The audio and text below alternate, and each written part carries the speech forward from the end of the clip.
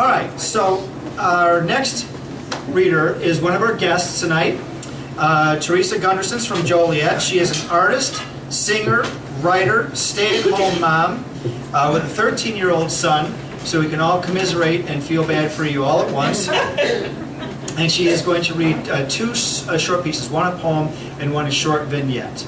All right, Teresa.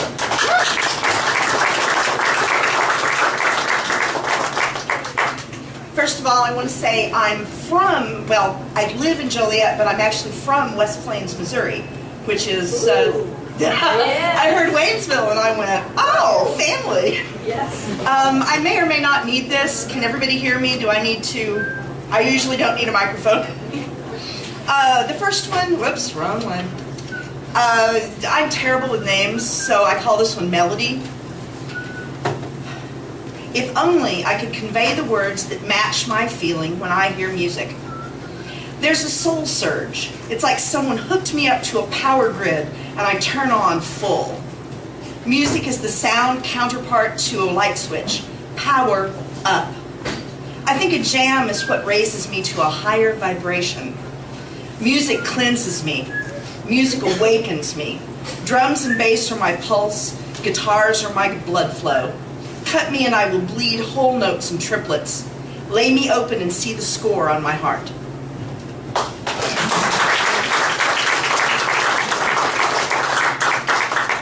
And vignette is the best thing I could... this will be a spoken word piece that I'll be recording at some point. I didn't mention this to you. I'm kind of vaguely working on a one-woman show. So I call this one Surprise. One day my back began to hurt. I've had low back pain on and off for years, not a big deal. But over the next few days it got worse and worse. And finally it was midnight and I couldn't think from the pain. I remember calling my mother and telling her I thought I was dying. I was 38 and I was going to die. She gently told me to wake up my boyfriend and have him take me to the hospital. Defeated and terrified, I did just that. At the emergency room, they were generally stumped. For several hours, they tried a dozen things. Nothing worked. A young resident leaned over me and asked, "Could you be pregnant?" I explained in technicolor language how that was impossible. They had told me 20 years before I could never get pregnant, and I'm too old to get pregnant. He nodded and left.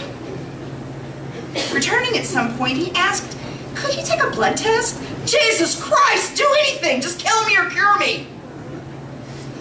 The next while was a jumble. We were told I was pregnant.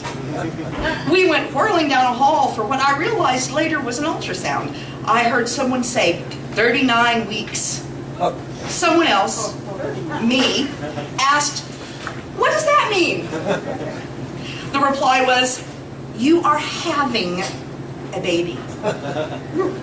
That was 5:15 a.m. At 7:15 a.m. that same morning, I gave birth via C-section to a perfectly healthy baby boy.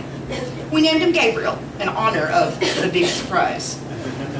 Now he's a strapping 13-year-old who calls his mother Shorty. He's an amazing soul, and I'm proud to know him. I don't know how to define emotions from that day. To say it was the best day of my life is to not give it enough credit. To say it was the most bizarre night of my life is to sell it short. All I know is that he was the greatest thing to ever happen to us. He was the finest surprise of our life.